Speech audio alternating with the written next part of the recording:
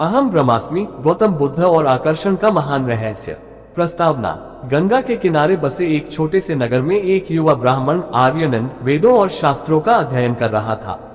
वह बुद्ध की शिक्षाओं से मोहित था, परंतु उसका हृदय हमेशा एक प्रश्न से भरा रहता, क्या केवल विचारों से ही जीवन बदला जा सकता है। उसने सुना था कि गौतम बुद्ध ने कहा था, हम वही बनते हैं जो हम सोचते हैं। लेकिन क्या ये सच था? क्या मात्र विचारों से ही भाग्य बदला जा सकता था? अध्याय 1, अनिश्चितता का संघर्ष। आर्यनंद अपने गुरु के पास गया और बोला, गुरुदेव, मैंने सुना है कि विचारों में शक्ति होती है, लेकिन मैं इसे प्रमाणित करना चाहता हूँ। क्या ये सचमुच संभव है कि हम अपनी सोच से अपना भविष्य बना सकते हैं? गुरुजी मुस्कुराए, यदि यह जानना चाहते हो तो स्वयं अनुभव करो। जाओ, बुद्ध से मिलो। वह श्रावस्ती में जेतवन महाविहार में ठहरे हुए हैं। वे तुम्हारे प्रश्न का उत्तर देंगे। आर्यनंद के मन में उत्तेजना थी। वह तुरंत यात्रा पर निकल पड़ा। अध्याय 2, बुद्ध से प्रथम भेंट। श्रावस्ती पहुंचते ही वह जेतवन महाविहार में बुद्ध के दर्शन हेतु गया। वहां हजारों भिक्षु ध्यान और प्रवचन में मग्न थे। आर्यनंद को बुद्ध के पास ले जाया गया। बुद्ध ने उसकी आंखों में झांका और मुस्कुराए। तुम्हारे मन में एक प्रश्न है, कहो। आर्यनंद ने संकोच से पूछा, भगवान, क्या मात्र विचारों से जीवन को बदला जा सकता है? बुद्ध ने उत्तर दिया, जो तुम सोचते हो वही बनते हो। तुम्हारे विचार ही तुम्हारी नियति गढ़ते हैं। अध्याय 3, विश्वास की परीक्षा। बुद्ध ने आर्यनंद को एक विशेष कार्य सौंपा। तुम 1 वर्ष तक प्रतिदिन ये ध्यान करो कि तुम एक धनी और सफल व्यक्ति हो। इसे केवल सोचो नहीं, बल्कि इसे अनुभव करो। फिर 1 वर्ष बाद आकर मुझे बताना कि क्या हुआ। आर्यनंद ने उनकी आज्ञा स्वीकार की और ध्यान साधना में लीन हो गया। अध्याय 4, परिवर्तन की शुरुआत। शुरुआती कुछ सप्ताह कठिन थे। आर्यनंद को विश्वास नहीं होता कि मात्र विचारों से कुछ बदल सकता है। लेकिन जैसे जैसे वह ध्यान में गहराई से उतरने लगा, उसने अपने भीतर एक नई ऊर्जा महसूस की। धीरे धीरे लोग उसकी ओर आकर्षित होने लगे। उसके ज्ञान और आत्मविश्वास को देखकर नगर के एक व्यापारी ने उसे अपना सहायक बना लिया। वह समझने लगा कि विचारों की शक्ति वास्तव में कार्य कर रही थी। अध्याय 5, असफलता का डर। परंतु जब सब कुछ ठीक चल रहा था, एक दिन व्यापारी दिवालिया हो गया और आर्यनंद फिर से निर्धन हो गया। वह निराश होकर बुद्ध के पास पहुंचा। भगवान, ये क्यों हुआ? मैं तो सकारात्मक विचार कर रहा था। बुद्ध ने मुस्कुराकर पूछा, जब तुम समृद्ध थे, क्या तुम्हारे भीतर कहीं भी डर था कि यह समाप्त हो सकता है? आर्यनंद सिर झुकाकर बोला, हाँ, कभी कभी मुझे डर लगता था कि यह सब खत्म हो सकता है। बुद्ध ने कहा, तो वही हुआ। तुम्हारे भीतर जो सबसे गहरा विचार था, वही तुम्हारी वास्तविकता बना। अध्याय 6, पूर्ण समर्पण। बुद्ध ने उसे सिखाया कि केवल सही सकारात्मक विचार पर्याप्त नहीं है। असली परिवर्तन तब होता है जब मन पूरी तरह से विश्वास कर ले और संदेह को हटा दे। आर्यनंद ने फिर से अभ्यास शुरू किया, लेकिन इस बार उसने विश्वास के साथ सोचना शुरू किया। उसने न केवल समृद्धि की कल्पना की, बल्कि इसे अपने भीतर पूरी तरह से महसूस किया। अध्याय 7, आकर्षण का चमत्कार। कुछ महीनों बाद आर्यनंद को एक राजा ने अपना राजगुरु बना लिया। वह समृद्ध हो गया, लेकिन अब उसमें भय नहीं था। उसे समझ आ गया कि उसका भाग्य उसके विचारों में ही था। जब वह पुनः बुद्ध के पास पहुंचा तो उसने कहा, भगवान, अब मैं समझ गया। जो हम गहराई से सोचते हैं वही हमारा भविष्य बनता है। बुद्ध ने उत्तर दिया, सही कहा। यह कोई चमत्कार नहीं, बल्कि मन की शक्ति का विज्ञान है। जीवन का सबसे बड़ा रहस्य। आर्यनंद ने बुद्ध को प्रणाम किया और जीवन भर इस ज्ञान का प्रचार किया। जो सोचोगे वही बनोगे। ये केवल एक वाक्य नहीं था, बल्कि संपूर्ण जीवन का सबसे बड़ा सत्य था। अहम ब्रह्मास्मि, आकर्षण के नियम का अद्भुत रहस्य। भूमिका। गंगा के किनारे एक छोटा नगर था, काशी। वहीं एक युवा ब्राह्मण था, आर्यनंद, जो वेदों और उपनिषदों का अध्ययन कर रहा था। लेकिन उसके मन में एक प्रश्न हमेशा उमड़ता घुमड़ता रहता, क्या मात्र विचारों की शक्ति से जीवन को बदला जा सकता है? उसने सुना था कि गौतम बुद्ध ने कहा था, हम वही बनते हैं जो हम सोचते हैं। लेकिन यह विचार उसे अविश्वसनीय लगता था। क्या यह सच था? क्या मनुष्य केवल अपनी सोच से अपना भाग्य गढ़ सकता था? अध्याय 1, प्रश्नों की आग। एक दिन उसने अपने गुरु से पूछा, गुरुदेव, क्या विचारों की शक्ति से जीवन बदला जा सकता है? गुरुजी ने मुस्कुराकर कहा, यदि यह सत्य जानना चाहते हो तो स्वयं अनुभव करो। जाओ, श्रावस्ती जाओ, बुद्ध वहां हैं। वे तुम्हारे प्रश्न का उत्तर देंगे। आर्यनंद की जिज्ञासा बढ़ गई। वह तुरंत यात्रा पर निकल पड़ा। अध्याय 2 बुद्ध से प्रथम भेंट। श्रावस्ती के जेतवन महाविहार में हजारों भिक्षु ध्यान में लीन थे। आर्यानंद को बुद्ध के समक्ष ले जाया गया। बुद्ध ने उसकी आंखों में झांका और मुस्कुरा कर पूछा, तुम्हारे मन में कोई प्रश्न है? आर्यानंद ने कहा, भगवान, क्या मात्र विचारों से जीवन को बदला जा सकता है? बुद्ध ने उत्तर दिया, जो तुम सोचते हो वही बनते हो। तुम्हारे विचार ही तुम्हारा भविष्य गढ़ते हैं। लेकिन आर्यानंद अभी भी संतुष्ट नहीं हुआ। उसने कहा, भगवान, मुझे प्रमाण चाहिए। अध्याय 3 विचारों की परीक्षा। बुद्ध ने कहा, तुम्हें 1 वर्ष तक ये प्रयोग करना होगा। प्रतिदिन अपने मन में यह विचार रखो कि तुम एक समृद्ध, बुद्धिमान और शक्तिशाली व्यक्ति हो। इसे केवल सोचना नहीं, बल्कि इसे अनुभव करना। आर्यानंद ने ये शर्त स्वीकार कर ली। अध्याय 4 संदेह और संघर्ष। पहले कुछ दिनों तक वह ध्यान से अभ्यास करता रहा, लेकिन जल्द ही उसके मन में संदेह उठने लगे। क्या ये सच में काम करेगा? जब संदेह आया तो वह विचलित होने लगा और कुछ ही समय में उसका जीवन वैसा ही रहने लगा जैसा पहले था, साधारण और संघर्ष से भरा। अध्याय 5 असफलता का डर। एक दिन निराश होकर वह फिर से बुद्ध के पास पहुंचा और बोला, भगवान, मैंने प्रयास किया लेकिन कुछ नहीं बदला। बुद्ध ने पूछा, जब तुम ध्यान करते थे क्या तुम्हारे मन में संदेह था? आर्यानंद ने सिर झुका लिया। हाँ, कभी कभी मुझे लगता था कि यह सब व्यर्थ है। बुद्ध मुस्कुराए और बोले, तो वही हुआ। तुम्हारे भीतर जो सबसे गहरा विचार था वही तुम्हारी वास्तविकता बन गया।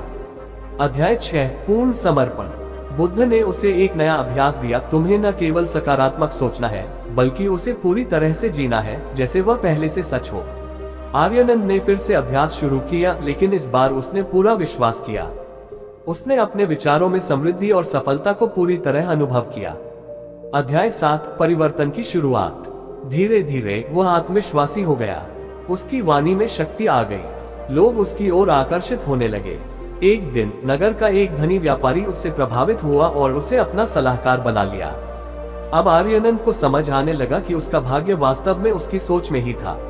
अध्याय 8 अंतिम परीक्षा। लेकिन एक दिन व्यापारी दिवालिया हो गया। आर्यानंद फिर से निर्धन हो गया। वह घबरा गया और बुद्ध के पास लौट आया। भगवान, मैंने सब कुछ सही किया, फिर यह क्यों हुआ? बुद्ध ने पूछा, क्या जब तुम समृद्ध थे तब भी तुम्हारे भीतर कहीं न कहीं भय था कि यह सब समाप्त हो सकता है?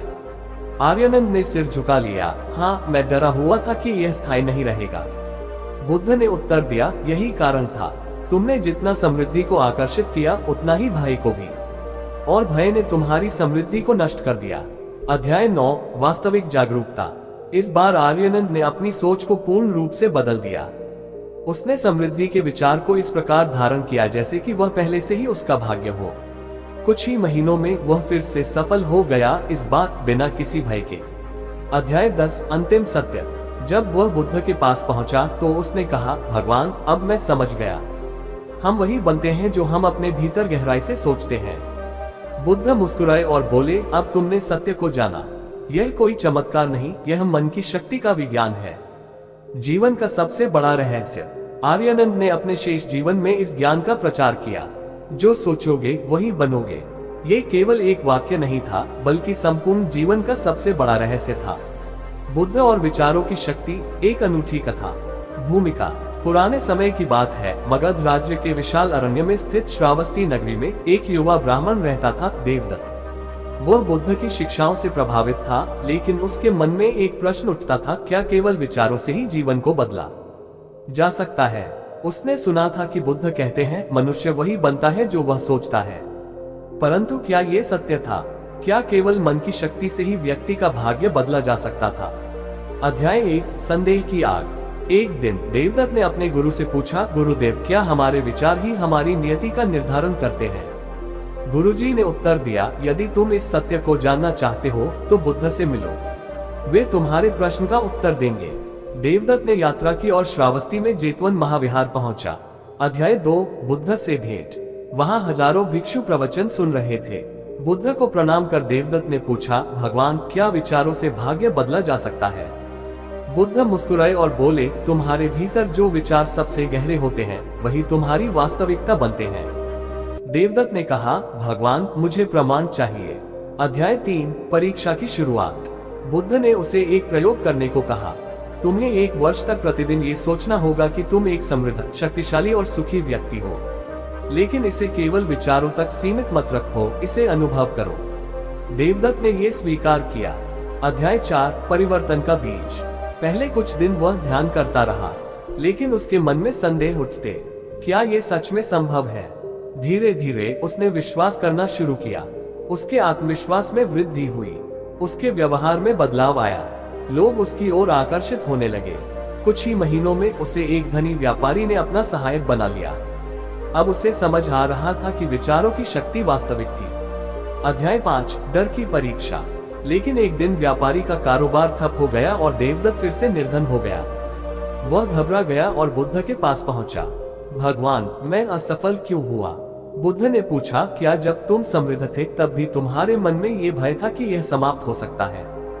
देवदत्त ने सिर झुका लिया। हाँ, मुझे डर था कि यह सब अस्थायी है। बुद्ध बोले, तो वही हुआ। तुम्हारे भीतर जो गहरी भावना थी वही तुम्हारी वास्तविकता बन गई। अध्याय 6 पूर्ण समर्पण। देवदत्त ने एक नई दृष्टि से अभ्यास शुरू किया। इस बार उसने न केवल समृद्धि को सोचा, बल्कि उसे पूर्ण विश्वास के साथ अनुभव किया। धीरे धीरे उसके विचार और अधिक शक्तिशाली बनते गए। वह फिर से सफल हुआ और इस बार बिना किसी भय के। अध्याय 7 अंतिम सत्य। जब वह बुद्ध के पास पहुंचा तो उसने कहा, भगवान, अब मैं समझ गया। हम वही बनते हैं जो हम गहराई से सोचते हैं। बुद्ध मुस्कुराए और बोले, अब तुमने सत्य को जाना। यह कोई चमत्कार नहीं, यह मन की शक्ति का विज्ञान है, जीवन का सबसे बड़ा रहस्य। देवदत्त ने अपने जीवन में इस ज्ञान को अपनाया और इसे आगे बढ़ाया। जो सोचोगे वही बनोगे। ये केवल एक वाक्य नहीं, बल्कि संपूर्ण जीवन का सबसे बड़ा रहस्य था। बुद्ध और आकर्षण का रहस्य। इच्छा शक्ति की अमर कथा। भूमिका। मगध के एक छोटे से गांव में, जहां गंगा के पवित्र जल की धारा बहती थी, वहीं एक निर्धन युवक रहता था। नाम था सिद्धार्थ। ये सिद्धार्थ गौतम बुद्ध नहीं था, बल्कि एक साधारण युवक जो जीवन के संघर्षों से जूझ रहा था। वह दिन रात यही सोचता था, क्या मैं सदा निर्धन ही रहूंगा? एक दिन एक वृद्ध संत ने उससे कहा, जो तुम सोचोगे वही बनोगे। यदि तुम अपने भाग्य को बदलना चाहते हो तो सबसे पहले अपनी सोच बदलो। लेकिन सिद्धार्थ को यह बात अविश्वसनीय लगी। अध्याय 1 संदेह और तलाश। उसकी जिज्ञासा इतनी बढ़ गई कि उसने सोचा, यदि यह सत्य है तो बुद्ध ही इसका उत्तर दे सकते हैं। वह राजगृह से श्रावस्ती के जेतवन महाविहार की यात्रा पर निकला। अध्याय 2 बुद्ध से भेंट।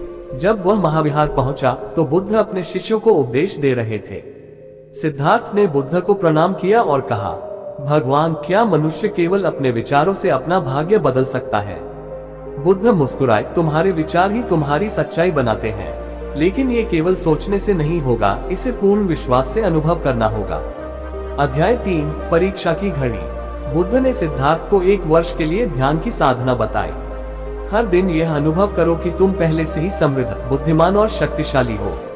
इसे केवल विचारों में मत रखो, बल्कि इसे जियो। सिद्धार्थ ने इसे अपनाया और अपनी यात्रा शुरू की। अध्याय 4 पहला बदलाव। शुरुआती महीनों में उसे विश्वास नहीं हुआ, लेकिन धीरे धीरे उसने अपने भीतर बदलाव महसूस किया। अब वह पहले की तुलना में अधिक आत्मविश्वासी हो गया था। उसके विचार स्पष्ट और दृढ़ होने लगे। अध्याय 5 बाधाएं और भय। लेकिन जब सब कुछ अच्छा चल रहा था, तब अचानक गांव में अकाल पड़ा। सिद्धार्थ के परिवार की आर्थिक स्थिति और बिगड़ गई। उसके मन में संदेह उठने लगे, क्या ये सच में काम करता है? उसने हिम्मत हारकर बुद्ध के पास लौटने का निर्णय किया। अध्याय 6 भय से मुक्ति। बुद्ध ने उसकी आंखों में झांका और पूछा, जब तुम ध्यान करते थे क्या तुम्हारे भीतर कोई भय था?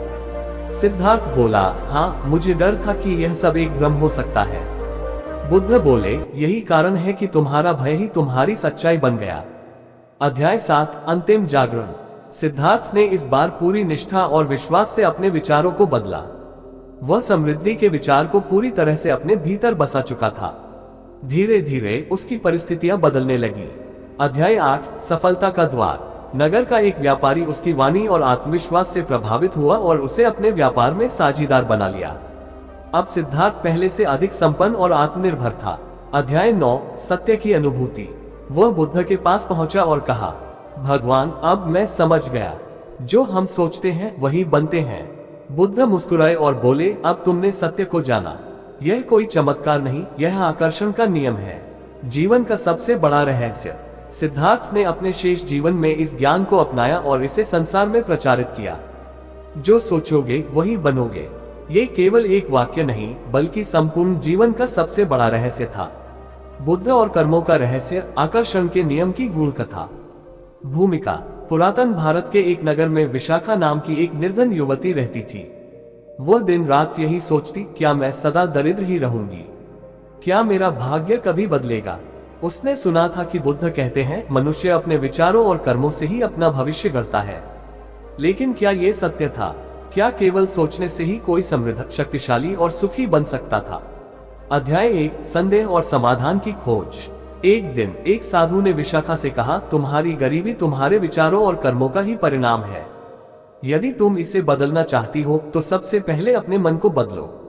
उसके मन में यह बात घर कर गई। वह निर्णय कर चुकी थी, मुझे गौतम बुद्ध से मिलना होगा। और इस तरह वह श्रावस्ती के जेतवन महाविहार की यात्रा पर निकल पड़ी। अध्याय 2, बुद्ध से भेंट। महाविहार पहुंचने पर उसने बुद्ध को प्रणाम किया और कहा, भगवान, क्या केवल विचारों की शक्ति से मैं अपना भाग्य बदल सकती हूँ? बुद्ध मुस्कुराए, सिर्फ विचारों से नहीं, विचारों के साथ कर्मों को भी जोड़ना होगा। तुम्हारे विचार ही तुम्हारे कर्मों को जन्म देते हैं और वही तुम्हारा भविष्य बनाते हैं। अध्याय 3, परीक्षा की शुरुआत। बुद्ध ने विशाखा को एक प्रयोग करने को कहा। हर दिन ये सोचो और अनुभव करो कि तुम एक समृद्ध और सुखी महिला हो। लेकिन केवल सोचने से कुछ नहीं होगा, तुम्हें अपने कर्म भी उसी अनुसार करने होंगे। तुम दूसरों की सेवा करोगी, जो तुम्हारे पास है उसे दान करोगी और स्वयं को पहले से ही समृद्ध अनुभव करोगी। विशाखा ने यह स्वीकार किया। अध्याय 4, पहला बदलाव। पहले कुछ दिनों तक उसे कोई परिवर्तन नहीं दिखा, लेकिन फिर उसने ध्यान दिया कि जब उसने खुद को समृद्ध महसूस किया तो उसके बोल और व्यवहार में भी बदलाव आने लगा। लोग उसकी ऊर्जा और आत्मविश्वास से प्रभावित होने लगे। अध्याय 5, संकट की घड़ी। लेकिन जब सब कुछ ठीक चल रहा था तब अचानक उसका छोटा सा काम ठप हो गया। उसके मन में संदेह उठा, क्या ये सच में काम करता है? उसने हिम्मत हारकर बुद्ध के पास लौटने का निर्णय किया। अध्याय 6, भय से मुक्ति। बुद्ध ने उसकी आंखों में झांका और पूछा, जब तुम ध्यान करती थी तब क्या तुम्हारे भीतर कोई संदेह या भय था? विशाखा बोली, हाँ, मुझे डर था कि यह सब एक भ्रम हो सकता है। बुद्ध बोले, यही कारण है कि तुम्हारे भय ने ही तुम्हारी वास्तविकता का निर्माण कर दिया। अध्याय 7, वास्तविक जागरण। विशाखा ने इस बार पूर्ण विश्वास के साथ अपने विचारों और कर्मों को बदला। उसने अब न केवल समृद्धि का विचार किया बल्कि अपने कार्यों में भी उसे प्रतिबिंबित किया। अध्याय 8, सफलता का द्वार। धीरे धीरे उसका व्यवसाय फिर से चल पड़ा। नगर के एक प्रतिष्ठित व्यापारी ने उसकी योग्यता को पहचाना और उसे अपने व्यापार में साझेदार बना लिया। अब विशाखा पहले से अधिक संपन्न और आत्मनिर्भर थी। अध्याय 9, अंतिम सत्य। वह बुद्ध के पास पहुंची और कहा, भगवान, अब मैं समझ गई, केवल विचार ही नहीं बल्कि हमारे कर्म भी हमारे भविष्य को गढ़ते हैं। बुद्ध मुस्कुराए और बोले, अब तुमने सत्य को जान लिया। यह कोई चमत्कार नहीं, यह आकर्षण और कर्म का नियम है। उपसंहार, जीवन का सबसे बड़ा रहस्य। विशाखा ने अपने शेष जीवन में इस ज्ञान को अपनाया और इसे संसार में प्रचारित किया। जो सोचोगे और जैसा करोगे वही बनोगे, ये केवल एक वाक्य नहीं बल्कि संपूर्ण जीवन का सबसे बड़ा रहस्य था।